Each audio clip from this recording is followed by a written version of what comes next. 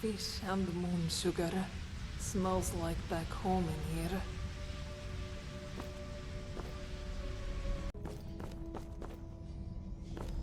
Comfortable with all that armor? Well, good. At least one of us won't get burned to a crisp in here.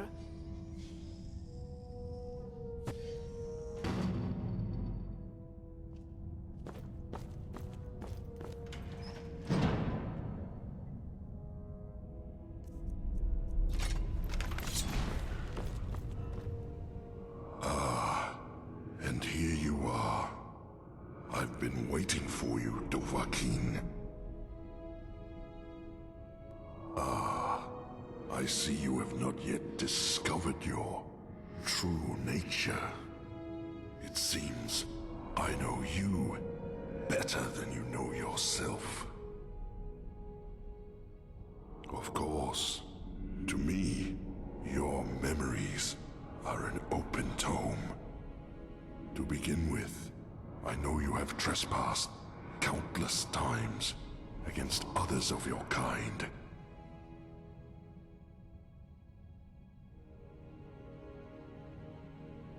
And I know you are a brazen thief, compulsively stealing from your own kind, without remorse or restraint.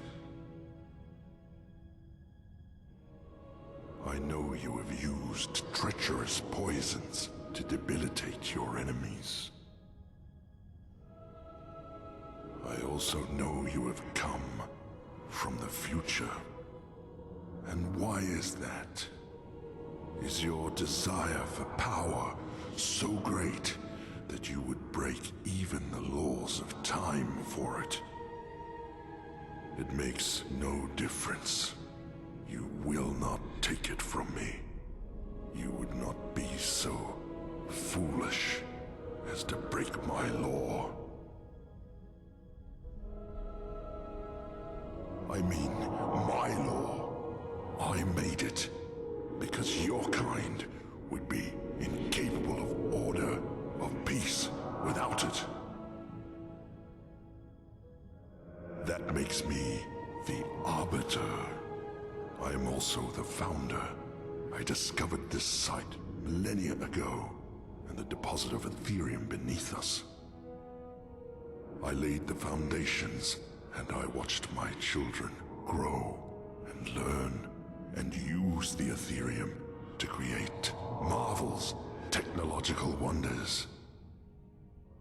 But they grew quarrelsome and used their knowledge to create weapons to use against their own kind, and worse, their own father. So I confiscated their weapons and declared my law that each and every one of my children would live in perfect order, or they would not live at all. And here I am, millennia later, still waiting for children worthy of this city. And for my patience, it seems my reward is a visit from you, Dovahkiin. Well, why have you traveled through time to come here? What is it you seek?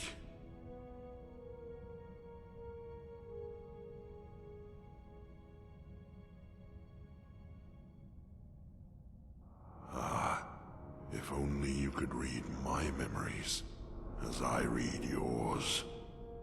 Very well. Ask your questions. You flock here, your kind, like moths to a flame, driven by greed and the lust for power. You are warned about my law, and when you disobey, and you always disobey, you force my hand, bringing death upon yourselves. So you ask if I am the one killing your kind, and I say no, you kill yourselves. I am merely the means by which you do it. 2,000 years in your terms. But time is different down here. I count time in waves, generations, civilizations. You and your kind up above are number 322. You wish to be ageless, like me. In truth, time passes differently in here. It would take an eternity just to explain it to you. It is not my place to reveal that secret to you, Dovahkiin. But when they moved on from this world, I was left behind. You see, the energy that has sustained me all this time, it anchored me here. I could not leave this place if I wanted to. So I see. Now, state your purpose here.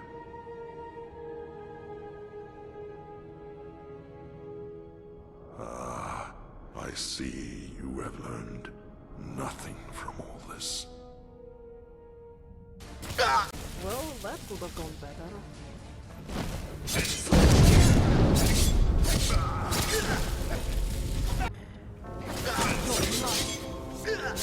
Impossible.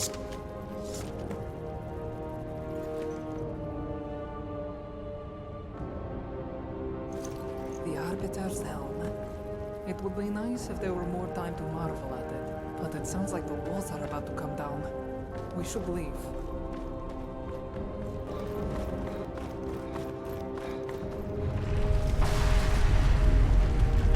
Whew, that was close. You must stop this from happening. This is a nightmare. All the death and destruction out there. We need to set this right. Makar is with you.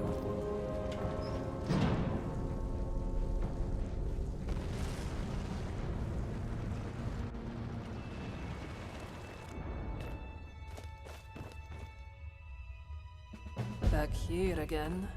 Please tell Makara you have a plan, yes? That we are not going to end up dead under that tree, the same as Ultreus. And what's this? I see there is a helmet in your possession that does not belong to you. It's... You kill me? That is not possible. And yet, I see you speak the truth. You have come unstuck from your own time. Your presence here is unnatural. Well then, Dovahkiin, why have you returned with this grim trophy? Have you come simply to gloat of your foul deed? Do you comprehend what you are asking me to do? You are asking me to abandon millennia of work. The very thought of it grieves me. And yet, you have left me with no choice, have you? If I agree, I will destroy my life's work. But if I refuse, you will destroy me. Well played, Dovahkiin. You will have your wish. I will stop. From this point forward, your kind will be free to live how they choose, in whatever chaos and squalor they create for themselves.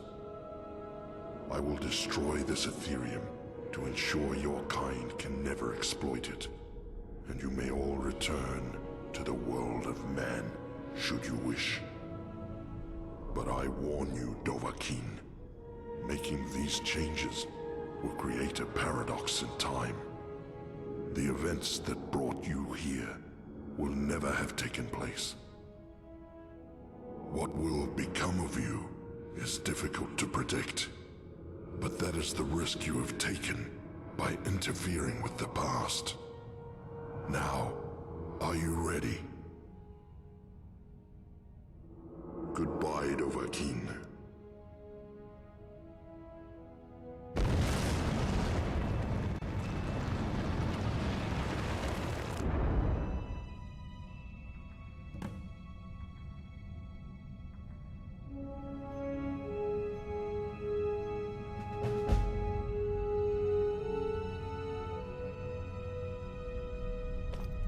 Hey! You startled me there. Wait. I know you. You're... No, that can't be right. For a moment there I thought you were... You know, the one the statue was meant to honor. Cassia! Oh, I completely forgot! I asked her to wait for me at the top of the lift and... I guess I got so tied up in this place that I lost track of time. I'd better head back up and let her know I'm alright. Hey, do you want to come with me? We can chat along the way. Great. Follow me. Let's run back up, shall we? Don't want to keep my sister waiting any longer. So, you're probably wondering what I've been doing down here. I guess it's been, what, a few days? I'll be honest. I came down here looking for a haul I could unload on the next merchant I met. I just wasn't expecting to find a thriving city, and the history of this place is amazing. Did you know that up until about 7 years ago, they had what they called the Dwarves' Law? Apparently there were inscriptions warning that if one person committed a crime, everyone else would pay for it. But they were all trapped in the city with no way out, so they lived in fear that someone would break the law and get them all killed. Then, one day, a strange man appeared in the city out of nowhere. They say he just walked out of the lake house, like he owned the place, and he wore this spectacular dwarven armor. A lot like the armor you're wearing now, actually. And a few people saw him walk into this quarry, into a field of deadly radiation, like it was nothing, like it hadn't killed people before him. And then, the ground started shaking, and golden statues were collapsing, and inscriptions were crumbling all over the city, all at the same time. And the sun under the ground, which used to light up the entire cavern, bursts into flame and explodes. And strangest of all, the cavern roof opens up like the petals of a flower, and there's real sunlight for the first time in thousands of years. So of course, people start wondering, did he just walk down here and single-handedly dismantle whatever was keeping the Dwarves' Law going? Who was he? Was he still alive? So Bro, the local scholar, goes down into the quarry to take a look. But now the whole place is empty. But all the way at the bottom, sitting alone in the darkness, is a statue of the stranger. Oddest tale I ever heard.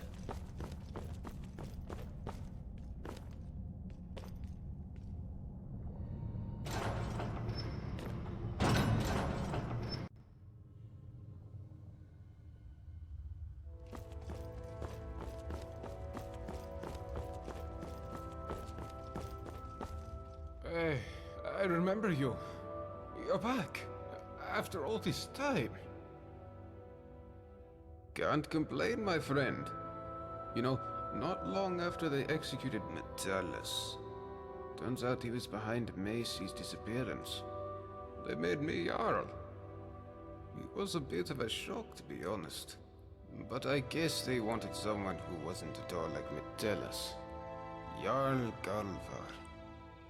Still sounds strange to me. And I guess I have you to thank for it. If you hadn't freed us from the dwarves' laws, Ulrun could never have overthrown Metellus. So, thanks. I imagine you'll be moving on soon, but you'll always be welcome here. We even kept your chambers exactly as you left them. Wait, are you better? Now that I know I'm not being watched anymore. So you might have taken down some old dwarves or whatever. But if you start any trouble here, You're going to find yourself toe-to-toe with me.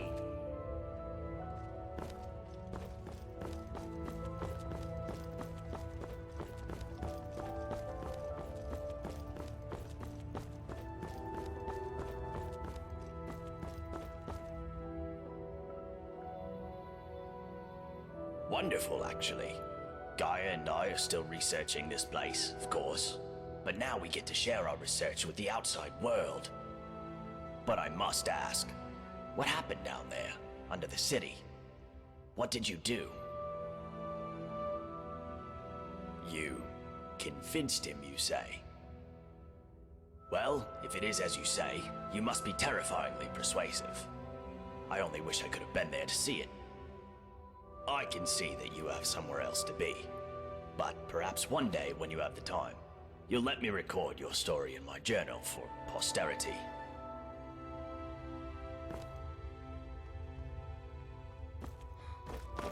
Need something?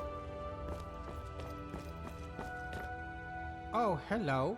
Do you like my fancy new clothes? You mean, after the sky opened up, and the old Jarl died, and we got a new Jarl. Jarl Gulva is nice. He gave me a house and these new clothes. Bye-bye. Oh, it's you. I didn't think we'd ever see you again. Oh, so much better. And thank you for whatever you did down there under the city.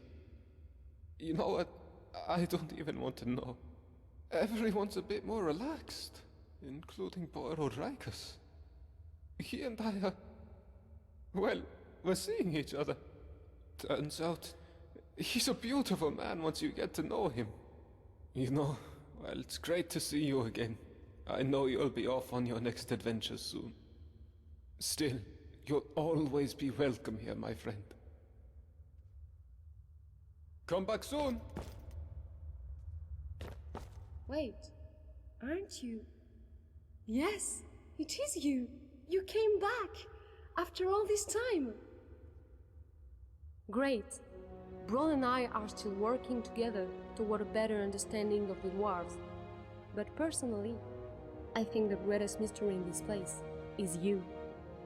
I mean, you showed up 7 years ago out of the lake house and charged down into the tunnels like a knight in shining armor. Then, the city transforms around us, and you're just... gone. So I have to ask, where have you been all this time? You're a time traveler? Incredible! I suppose that explains your sudden appearance as well. Well, I won't take up any more of your time. I have to write all this down. Now, where did I leave my research note?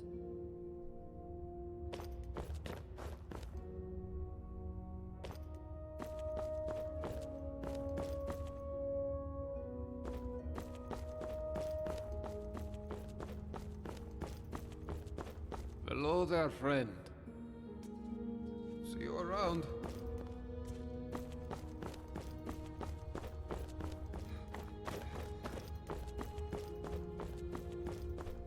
Have we met? Better, thank you. You know, all that time I was looking after Brandis, I remember him telling me about the ancient evil under the earth. I really thought he was mad, but I guess he was right after all. Well, I'm glad you were able to finish what he started, whatever you did down there. So, on behalf of Brandis and Leandris, thank you. I like to think their souls are at rest now.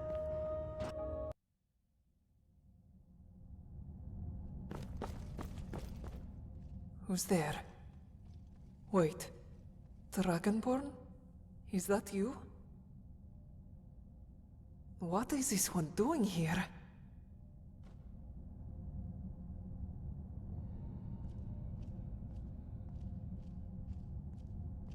This one can hardly believe it.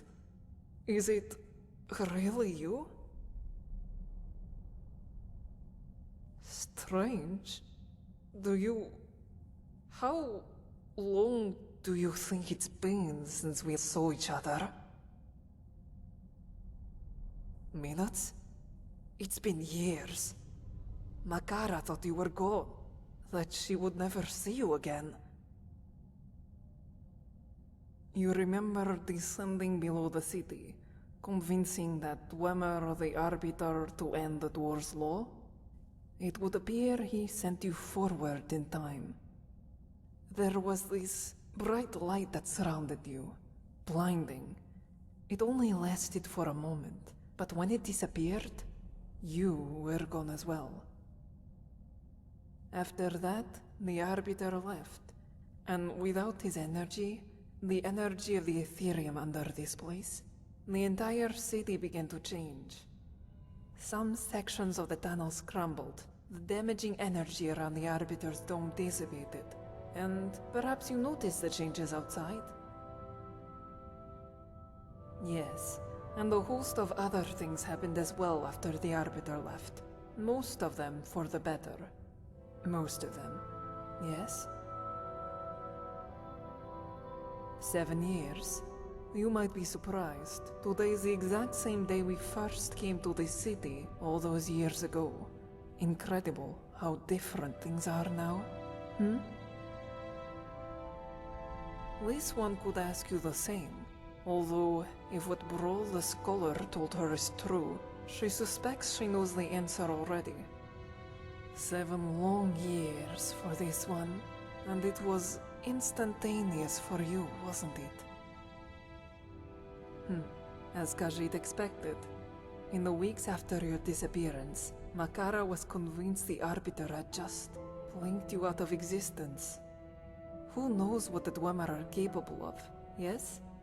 But Brawl did everything he could to console her, said that if everything about our story was true, ending the Dwarves' law had merely prevented you from ever coming here in the first place.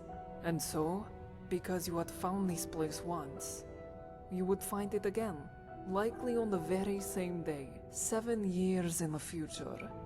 Why Makara had been left behind, Brawl was less sure about. It did not make any sense why you should have returned while Khajiit was left behind, and yet it had happened. Brawl would have disagreed with you back then. He set to work trying to find his answer. Makara, on the other hand, took it more as a sign that she was still here because she was meant to do something. The extra time she had been given had a purpose. She knew not what, but... After Metellus was removed from power, Jarl Gulvar offered Makara a position in the city guard, called it the Eyes of the Jarl. Odd name, yes? Like any other guard, only more behind the scenes, yes? Makara and Marius were to be its only 2 members, based on our affinity for the shadows. And so we kept watch, for a time. This one felt wrong in the role, though. If she had a purpose for being here, this was not it. But it gave her time to think, and one day the solution came to her. If this truly was years in the past, then Udasi Drow was still alive. Surely that had to be Makara's purpose, yes? To save her brother, to prevent his death. Makara resigned her position in the Eyes and returned home to Balmora to find Udasi. Even found him after a few months, but she failed. Udasi is dead, and perhaps that is the only way it was ever meant to be. It was. The year we were together was wonderful, but losing him again, it made Makara realize this purpose behind her being left in the past. It was imagined. There was no purpose. It was merely something that happened. Udasi was gone. You were gone. And Makara remained. Not immediately, no. This one returned to Skyrim, joined one of the Khajiit caravans for a few years. You know Matran, yes? She might have stayed with the caravan, if not for his words. He saw she was not happy and asked her why. And when she told him, he spoke from the heart. The winds in this land blow bitter cold, and it is easy for the chill to creep under your fur. But you do not belong out here, little one, shivering in the cold. You have another place, another purpose. If only you let them, these winds will carry you to warmer sands. And Makara knew then, this was where she was meant to be. Here, waiting for you. Likewise, my friend. It has been a long 7 years, and this one is happy to see her face again. All right, let's go.